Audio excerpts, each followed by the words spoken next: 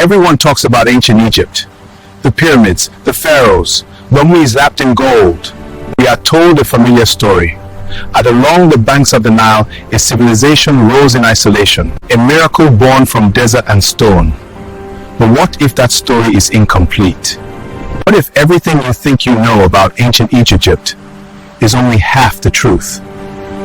What if the greatest secret of ancient Egypt isn't hidden inside a sealed tomb, or buried beneath layers of sand, but hidden in plain sight, just beyond its borders? Beyond the majestic Nile, beyond the carved temples and royal tombs. Because while Egypt's monuments dominate the landscape, a wider world once thrived around it. A world history quietly pushed into the shadows. South of Egypt lay lands rich in gold, so rich that Egypt's wealth depended on them. Eastward lay distant coasts where sacred incense grew, incense without which Egyptian gods could not be fed. These were not minor neighbors. They were powerful civilizations, sophisticated societies with kings, queens, armies, trade networks, and beliefs of their own. Civilizations that did not merely exist beside Egypt. They shaped it. For centuries, Egypt traded with them, worshipped with them, married into them, and at times bowed before them. Yes, bowed. Because there were moments when Egypt was not the master of the Nile. It was one part of a larger African world. And yet, when history was written, these neighbors faded from the page. Their monuments overlooked, their power minimized, their stories reduced to footnotes or erased entirely. Why?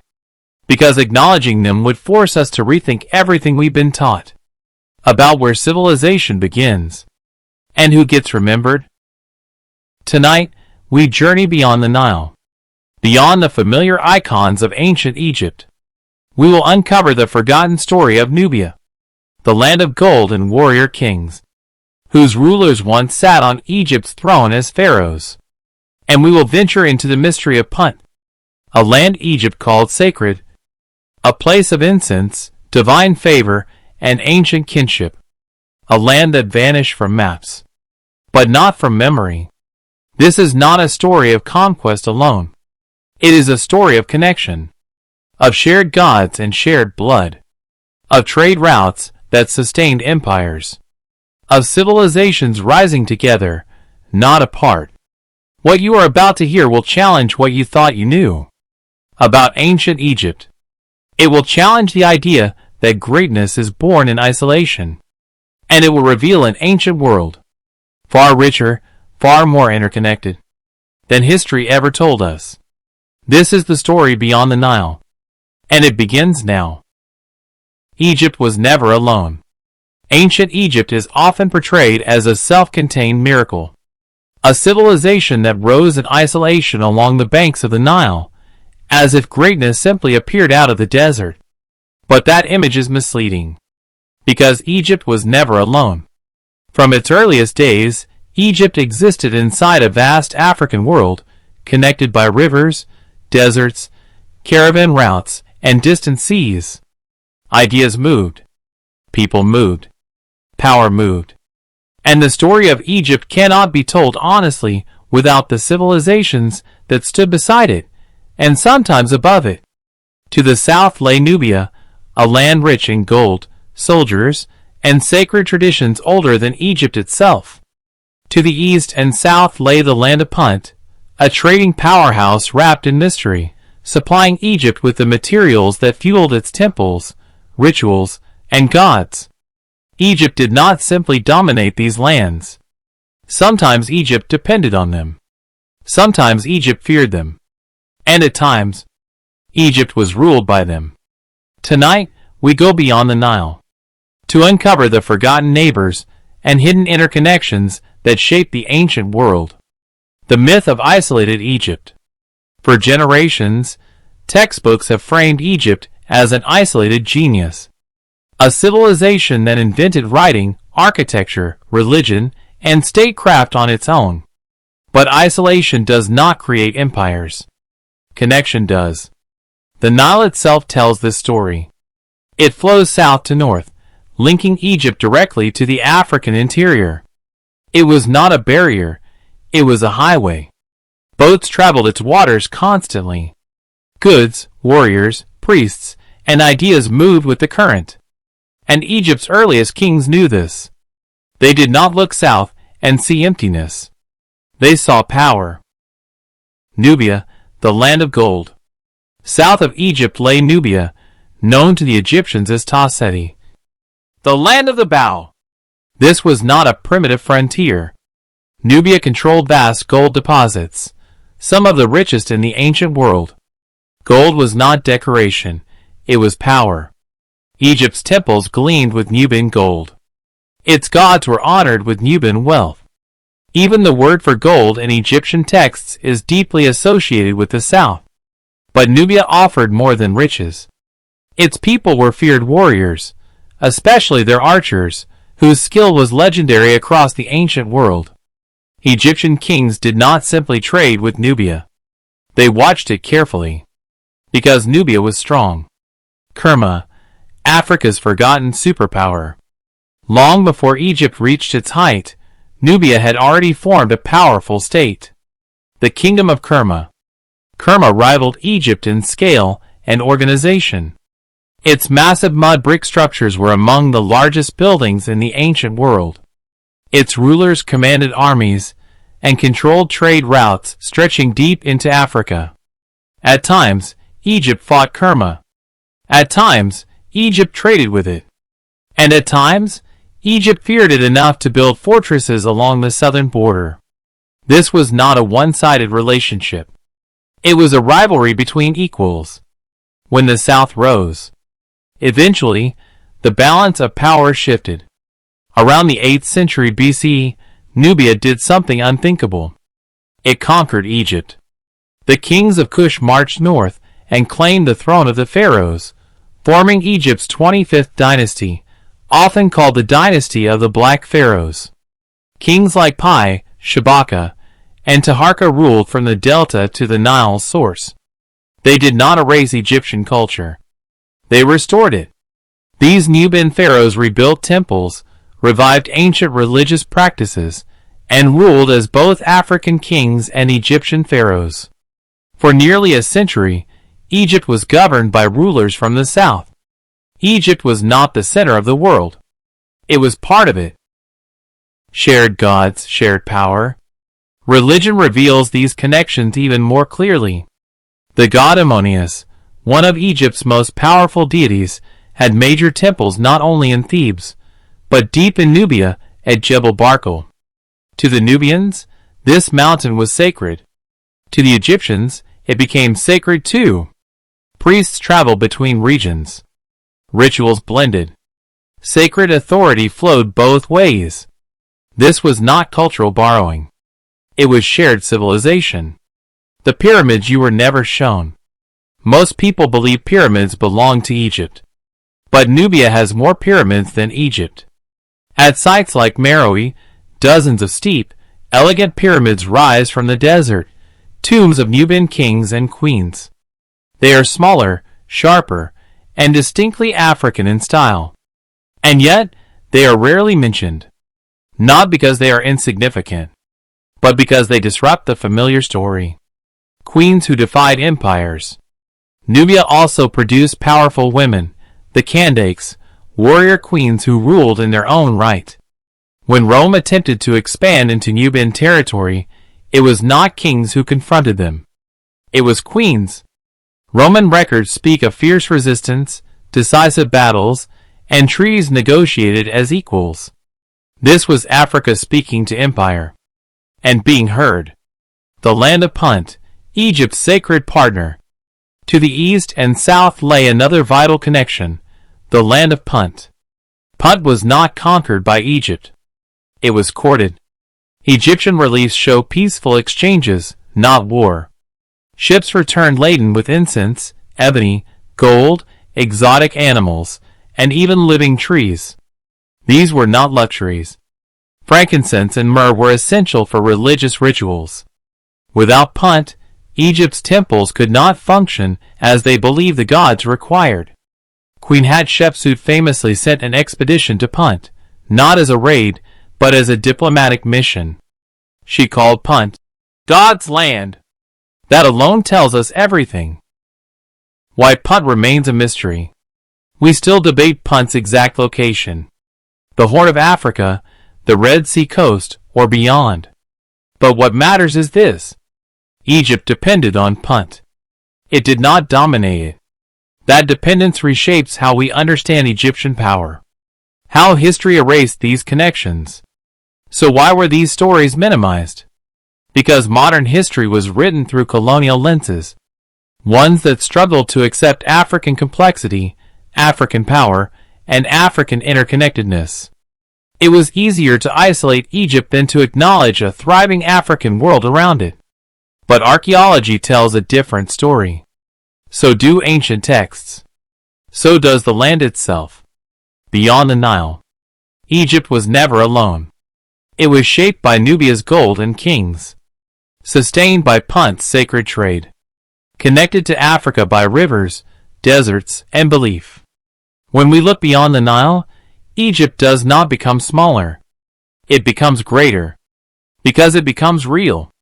And the ancient world becomes not a single miracle, but a network of civilizations whose stories are finally being remembered. Nubia, the golden power of the south. South of Egypt, along the upper Nile, rose Nubia. A civilization older than many dynasties of Egypt itself. Long before pyramids crowned the Giza Plateau. Long before pharaohs ruled from Thebes. The lands to the south were already alive with power, trade, and kingship. Nubia was not Egypt's shadow. It was its mirror. And at times, its master. The land the Nile connected. To understand Nubia, we must first abandon the idea that ancient Africa was fragmented. The Nile was not a border. It was a corridor. Flowing from the heart of Africa northward to the Mediterranean, it connected peoples, cultures, and economies across thousands of kilometers. Along this lifeline emerged Nubia, stretching from southern Egypt into what is now northern Sudan. Here, the river narrowed, curved, and passed through rocky cataracts, creating natural defenses and strategic choke points. Nubia controlled access. And control meant power. The archers of Tiaseti. The Egyptians knew Nubia well. They called it Ta-Seti, the land of the bow. This was not a poetic nickname. It was a warning. Nubian archers were legendary throughout the ancient world. Their composite bows, long-range accuracy, and disciplined formations made them feared on every battlefield they entered. Egyptian armies recruited Nubian soldiers not as auxiliaries, but as elite units. To fight Nubia was dangerous. To fight without Nubia was unthinkable. The gold that built empires. But Nubia's greatest power lay beneath its soil. Gold. Vast quantities of it. So abundant that Egypt's word for gold, Nub, is widely believed to be the root of Nubia's name. This gold did not decorate palaces. It funded civilization. Egypt's temples shimmered because of Nubian gold. Its armies marched because of Nubian gold. Its monuments rose because of Nubian gold. Without Nubia, Egypt's wealth would have looked very different. And Egypt knew it, which is why Nubia was never treated lightly. Kerma, Africa's early giant. For centuries, Nubia was dominated by a powerful kingdom known as Kerma. Kerma was not a tribal settlement. It was a capital city with massive mud brick architecture, including structures larger than anything Egypt built at the time. Its rulers controlled trade routes linking Central Africa, the Red Sea, and the Nile Valley. They commanded armies. They buried their kings with sacrifices, symbols of immense authority. Egypt tried to contain Kerma, sometimes through trade, sometimes through diplomacy, sometimes through war. But Kerma endured, until Nubia evolved again. Nepeta and the Sacred Mountain. As power shifted southward, Nubia entered a new phase centered around Nepeta, near the sacred mountain of Jebel Barkal. To the Nubians, This mountain was divine. To the Egyptians, it became sacred too. Here, the god Ammonius was worshipped, not as an Egyptian import, but as a shared deity. Napata became a religious and political center where Nubian kings ruled with sacred legitimacy. They did not copy Egypt. They absorbed it. When the South marched north, then came the moment history rarely emphasizes. Around 750 BCE, Nubia did the unthinkable. Its kings marched north. Led by Pi, Nubian forces entered Egypt, not as raiders, but as restorers of order. Egypt at the time was fractured, divided by rival rulers and weakened authority. Pi saw this as a violation of divine balance. So he conquered it. His victory inscription makes it clear. He believed the gods of both Nubia and Egypt had sanctioned his rule. This was not foreign occupation. This was reunification of the Nile. The Black Pharaohs. Thus began Egypt's 25th dynasty, ruled by Nubian kings known today as the Black Pharaohs. Kings like Shabaka, Shabiku, Taharka, and Tantamani ruled as full pharaohs. They wore the double crown. They rebuilt temples. They revived ancient traditions long neglected by Egypt's local rulers. Under Nubian rule, Egypt experienced a religious and cultural renaissance. Taharka built extensively at Karnak. Sacred rituals were restored. Art returned to older, purer styles. Egypt did not collapse under Nubia. It flourished. Pyramids of the South. And Nubia did not abandon its own traditions. Far to the south, at Meroe, Nubian kings and queens built pyramids. Dozens of them.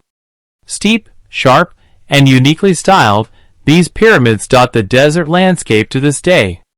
Nubia has more pyramids than Egypt. Yet most people never learn this. Not because the evidence is lacking, but because the story challenges long-held assumptions. The Kandakes, queens of war. Nubia also elevated women in ways few ancient civilizations did. The Kandakes, warrior queens, ruled alongside or even above kings. When Rome attempted to push southward, it was Nubian queens who met them in battle. Roman historians recorded their shock. Africa was not passive.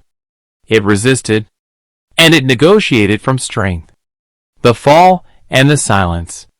Eventually, Nubian rule over Egypt ended under pressure from the Assyrian Empire. The Nubian kings withdrew south. But they did not disappear. They continued to rule powerful kingdoms for centuries. So why are they remembered as a footnote? Why history looked away? Because the idea of Egypt being ruled by African kings from the south unsettled modern narratives. Colonial historians preferred a solitary Egypt. Separate from Africa, exceptional rather than interconnected. Nubia complicated that story. So it was minimized. The truth restored. But archaeology cannot be silenced. The gold mines remain. The pyramids stand. The inscriptions speak. Nubia was not Egypt's servant. It was its partner. Its rival. Its ruler. And understanding Nubia does not diminish Egypt. It completes it. In the next part of our journey, we will venture east, into the mysterious Land of Punt, and uncover how sacred trade sustained the gods themselves. Because beyond the Nile, the ancient world was far larger than we were ever told.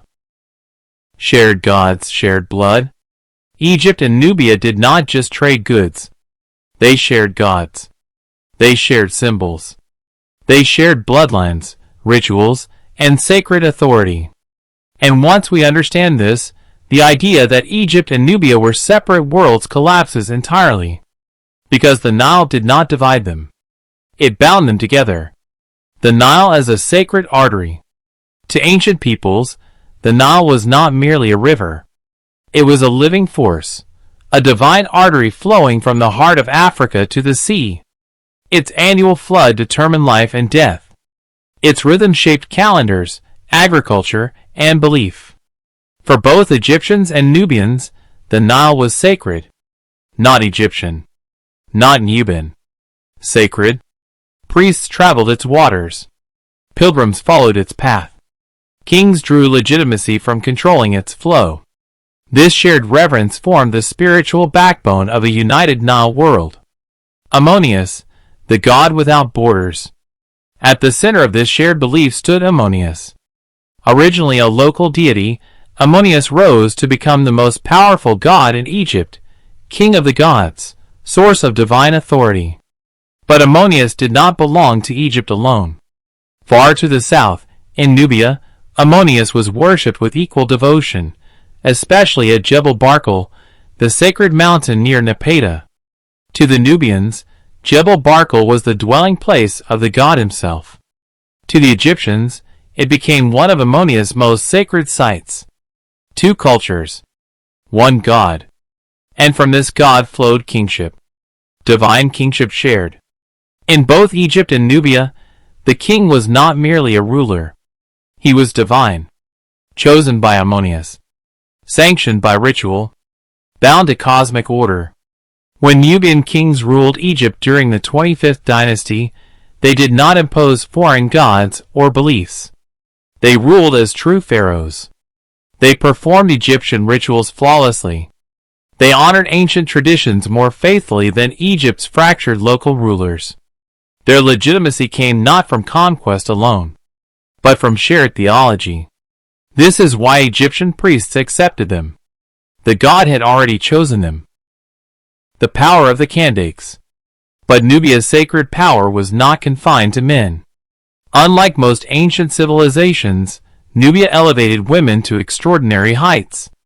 The Kandakes, Nubian queens, were not symbolic consorts.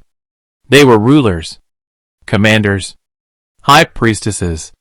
They held political authority, military command, and spiritual legitimacy, sometimes ruling alongside kings, sometimes ruling alone.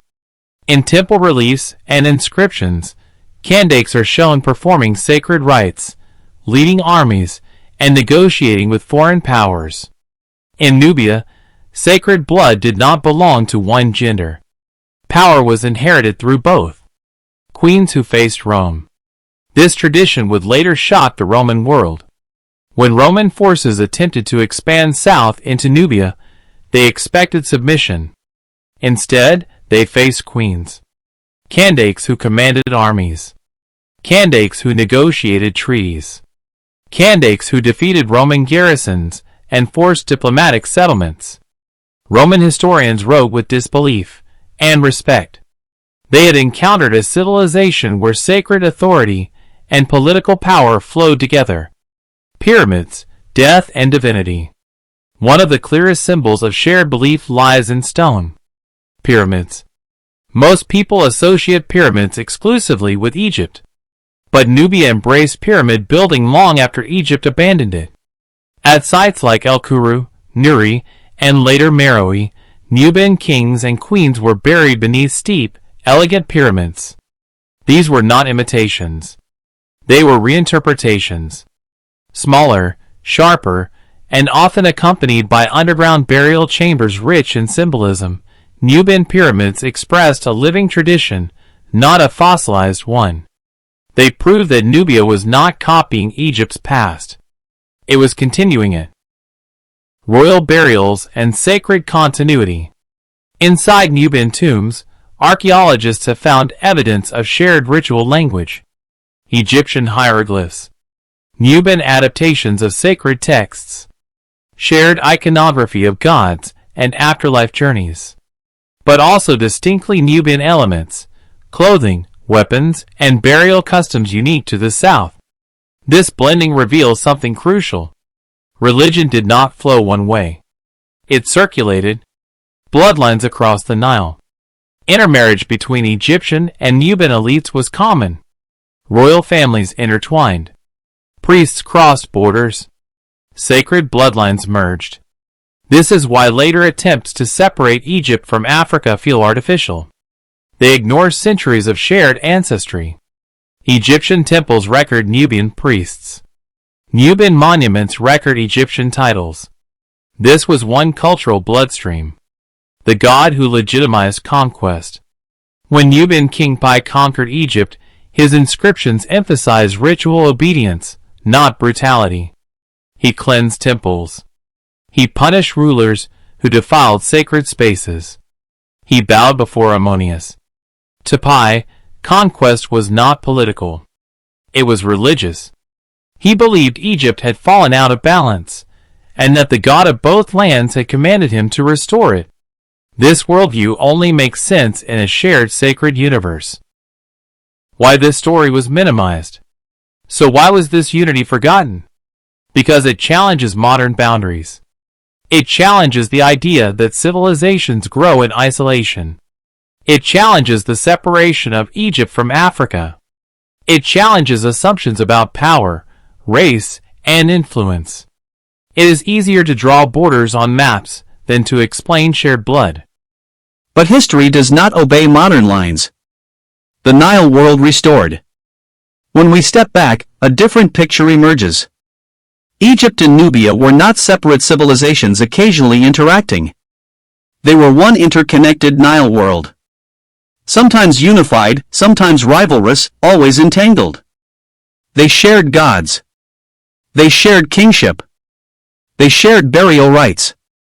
They shared blood. The Nile did not divide Egypt and Nubia.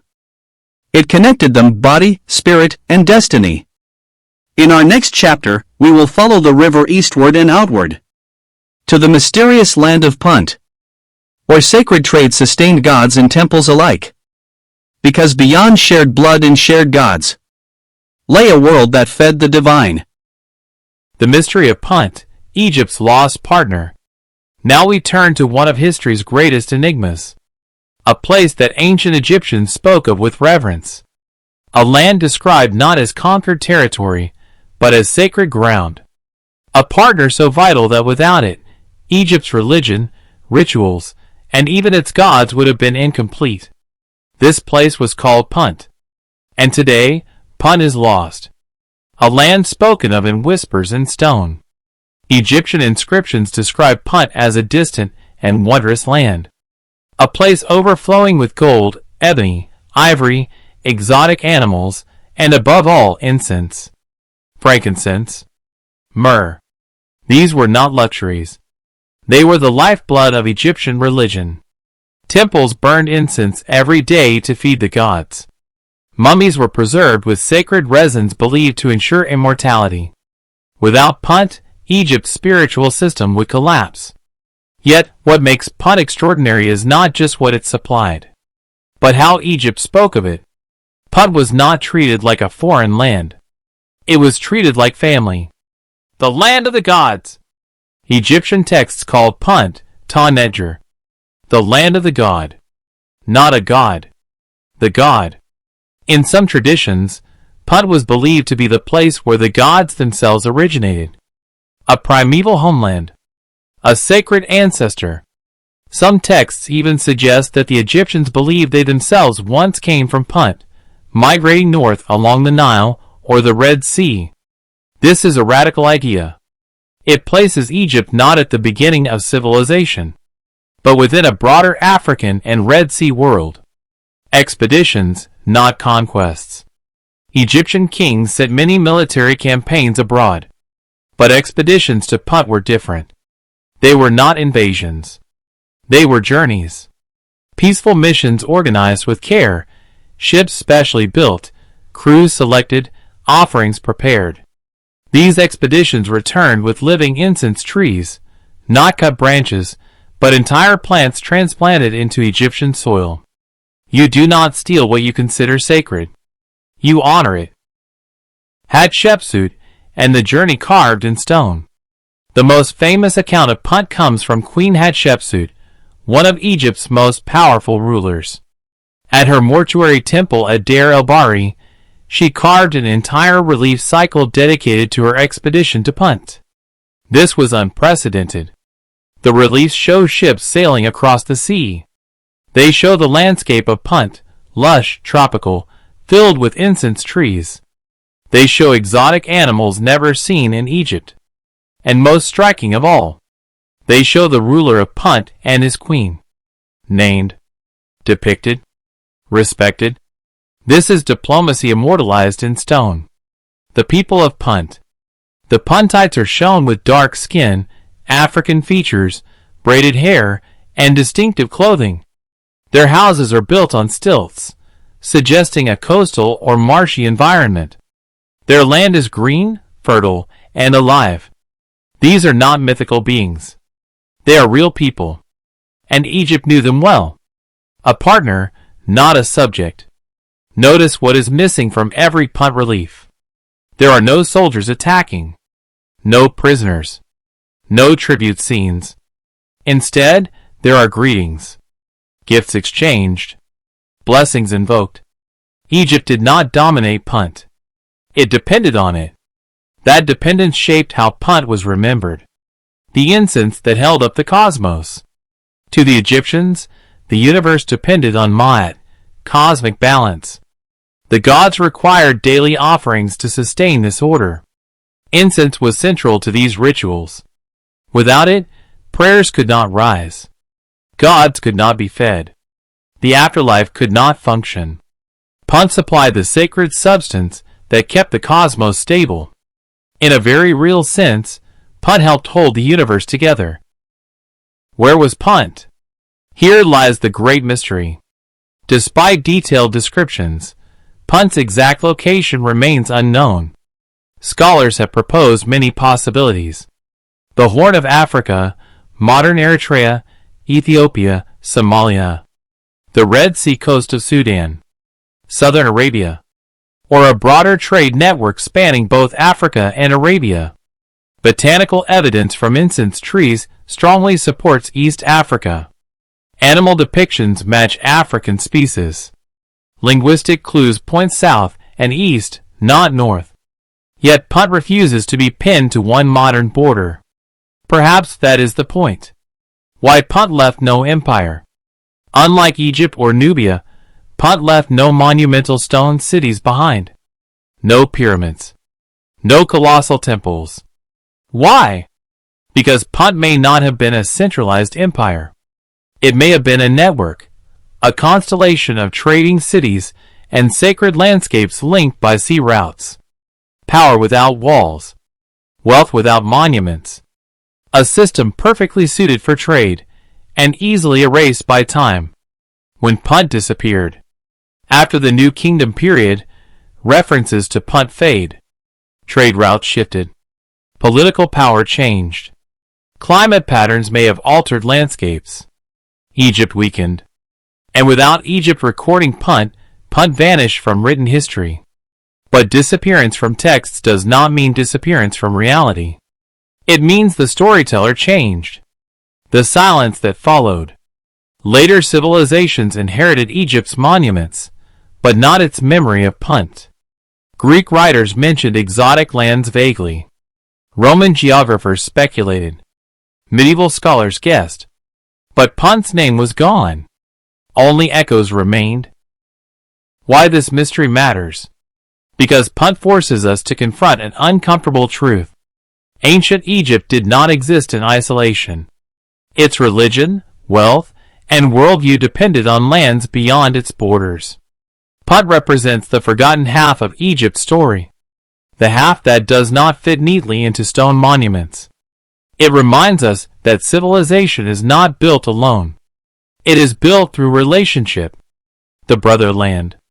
Egypt called Punt a brother land. Not a colony. Not a conquest. A kin. And that kinship hints at deep, ancient connections across Africa and the Red Sea world. Connections older than dynasties, older than kings. Connections written not in monuments, but in memory. Only echoes remain. Today, Punt survives in fragments. In temple reliefs. In incense drifting through sanctuaries. In questions that refuse easy answers. No ruins clearly labeled. No empire name preserved. Only echoes. And sometimes, echoes tell us more than stone ever could. In the final part of this journey, we will ask the most difficult question of all. Why were these stories forgotten? And who decided which histories mattered? Because beyond the Nile, some truths were buried, not by time, but by choice. Why were these civilizations erased? So why does Egypt stand alone in popular imagination, while Nubia and Punt fade into obscurity? Why do pyramids instantly evoke Egypt, but rarely the African world that surrounded and sustained it? The answer does not lie in ancient history alone. It lies in how history was later told. The story that won. For centuries, Egypt was presented as an exception, an island of brilliance, a lone beacon of civilization in an otherwise empty continent. This narrative did not emerge by accident. It was shaped during the age of European colonial expansion, a time when history was often written to justify domination, to acknowledge powerful African civilizations beyond Egypt, would have complicated the idea that Africa lacked complexity, statecraft, or innovation. So those stories were pushed to the margins, separating Egypt from Africa. One of the most enduring distortions was the deliberate separation of Egypt from Africa itself. Egypt was framed as Mediterranean, Near Eastern, different. Nubia was reduced to a peripheral culture. Punt was dismissed as myth. By drawing these lines, historians created a false hierarchy, placing Egypt closer to Europe and Asia, and distancing it from Africa. This was not ancient thinking. It was modern. Monuments over networks. Another reason these civilizations were forgotten lies in what survives. Egypt left behind stone monuments, pyramids, temples, colossal statues. They demand attention. Nubia built in stone too, but on a smaller scale, later eroded, less preserved. Punt, likely a trade network rather than a centralized empire, left few monuments at all. History favors what is monumental. But civilization is not built on stone alone. It is built on connections, trade routes, shared beliefs, human movement. Those are harder to see and easier to ignore. The cost of simplicity. Simplified stories are easier to teach. Egypt invented civilization. Everything else followed. But simplicity comes at a cost. It erases the flow of ideas. It erases shared development. It erases Africa's internal diversity. And it creates the illusion that greatness appears in isolation. It never does. What archaeology reveals. Modern archaeology tells a different story. Nubian pyramids stand in the desert. Gold mines stretch deep into Africa. Religious centers align across borders. Botanical evidence traces incense trade to East Africa. DNA studies reveal movement and intermarriage along the Nile. Inscriptions record shared gods and kings. These are not opinions. They are facts. The power of forgotten partners. Egypt's greatness was real, but it was not solitary. It relied on Nubian gold and soldiers. It depended on Punt's sacred trade. It shared gods, bloodlines, and rituals with neighboring cultures. Remove these connections, and Egypt collapses into myth. Restore them, and the ancient world comes alive. Why this matters today. This is not about diminishing Egypt. It is about completing the story. When we restore Nubia and Punt to their rightful place, we see Africa not as a backdrop, but as a driver of history. We see civilization not as a miracle, but as a collaboration. A different way to see the past. Ancient civilizations did not rise alone. They rose together. Through exchange, conflict, cooperation, and shared belief. Egypt was not an island of brilliance in a dark continent. It was part of a complex African world. Interconnected, dynamic, and deeply shared. And when we finally look beyond the Nile, history becomes richer, more honest, and far more powerful. Closing thought. The erasure of Nubia and Punt was not inevitable.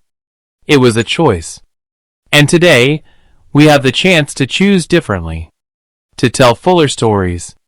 To honor forgotten partners. To remember that the ancient world was never built by one civilization alone. It was built by many. Together. Conclusion: beyond the Nile. So next time you see a pyramid, remember that its story does not end at the desert sand. It does not stop at limestone blocks or royal tombs. It does not belong to Egypt alone. Its story flows south to Nubia's gold fields, where the wealth of empires was pulled from the earth. East to Punt's incense forests, where sacred smoke fed the gods themselves. Across rivers, caravan routes, and seas, carried by merchants, priests, warriors, and kings. The pyramid is not a monument to isolation. It is a monument to connection. Rethinking the miracle. For centuries, ancient Egypt has been described as a miracle civilization. A sudden burst of brilliance rising from the desert. But miracles do not emerge in isolation. They emerge from exchange. From ideas meeting ideas. From cultures colliding, merging, and reshaping one another. Egypt's true wonder is not how separate it was, but how deeply it was woven into the ancient African world. The Nile, more than a river. The Nile was never just a river. It was a living network, a moving thread stitching together lands, beliefs, and people. Along its banks, Nubians and Egyptians worshipped the same gods, shared the same rituals, married into the same royal families. Along its waters traveled gold, incense, stories, and sacred authority. The Nile did not divide civilizations. It created them. What we lost by forgetting. When Nubia was reduced to a footnote. When Punt was dismissed as a myth. We lost more than names. We lost the understanding that civilization is collective. That progress is shared. That greatness is built together. We lost Africa's internal story, its networks, its diplomacy, its spiritual geography. And in losing that, we lost a fuller understanding of Egypt itself, restoring the bigger picture. But today, archaeology, scholarship, and renewed curiosity are restoring what was forgotten. Nubian pyramids rise again in our awareness. The Black Pharaohs reclaim their place in history. The Land of Punt reemerges not as fantasy, but as a vital partner. Piece by piece, the ancient world reconnects. And with it, a deeper truth returns. Beyond the Nile. Beyond the Nile lies a richer story. One not bound by borders or modern categories. A story of interconnected civilizations, shared gods, shared blood, and shared destiny. A story that reminds us that history is not a straight line, but a web. And when we follow its threads far enough, we begin to see ourselves reflected in it. The story continues. This journey does not end here. Every forgotten civilization remembered pushes history closer to truth. Every question asked breaks the silence a little more. And every viewer who looks beyond what they were taught becomes part of the remembering. So when you think of ancient Egypt, think not of isolation, but of connection. Think not of stone monuments standing alone, but of rivers flowing between worlds. Because the true legacy of Egypt was never meant to stand apart. It was meant to be understood beyond the Nile. If you want more untold histories, hidden civilizations, and ancient mysteries, subscribe and journey with us beyond what you were taught.